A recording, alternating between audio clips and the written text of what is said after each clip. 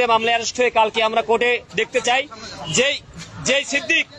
যেই সিদ্দিক আপনি দেখেন, আপনার আওয়ামী লীগের দেখেন ভাই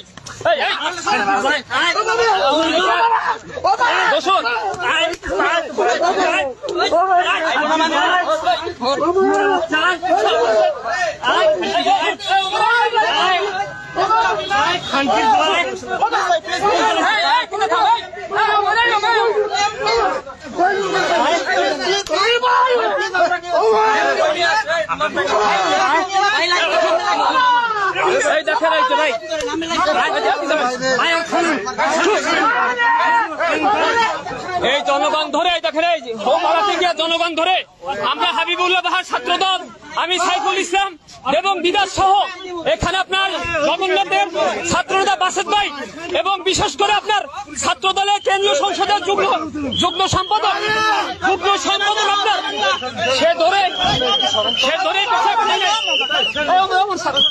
এই দেখেন আমরা এখন পুলিশের হাতে আমরা দিয়ে দিলাম, সমর্থ করলাম। কেন সে অ্যারেস্ট হবে না, কেন সে চালানো হবে না?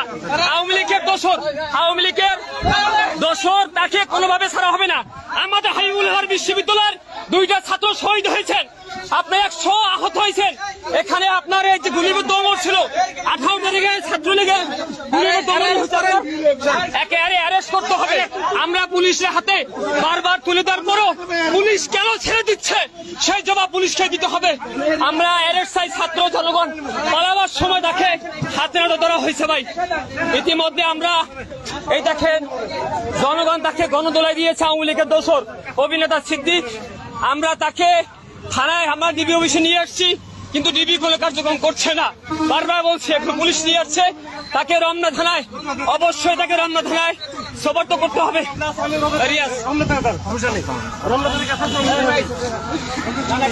দর্শক আওয়ামী লীগের আস্থানা এই বাংলায় হবে না।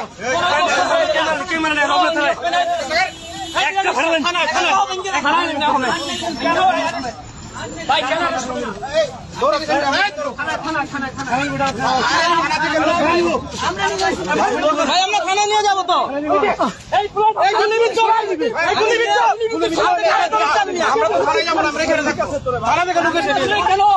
কেন নেবেন না থানায় আপনারা?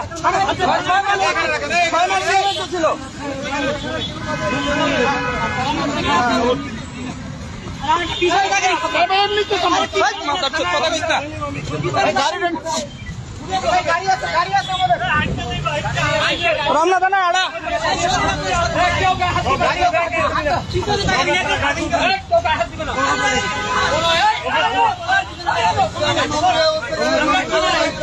আমরা থানা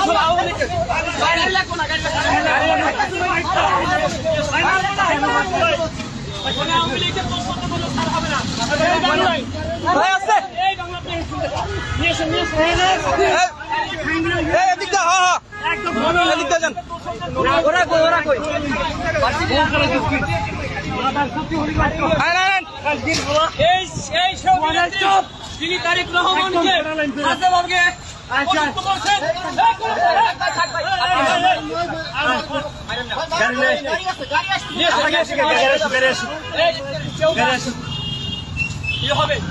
আওয়ামী লীগের কোন দোষর যে আওয়ামী লীগের আপনার জানেন বৈষম্য আন্দোলনে বৈষম্য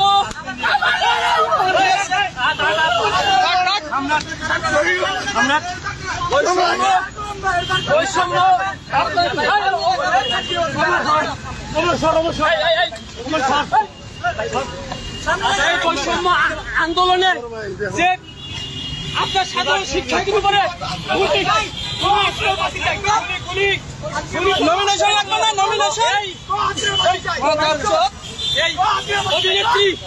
এই অভিনেত্রী আপনার ও কিন্তু সরাসরি ছাত্রদের বিপক্ষে গিয়ে ও গুলি করার সে পক্ষে দোষদের পক্ষে ছিল, তাকে কোনো ছাড় হবে না। সমস্যা কি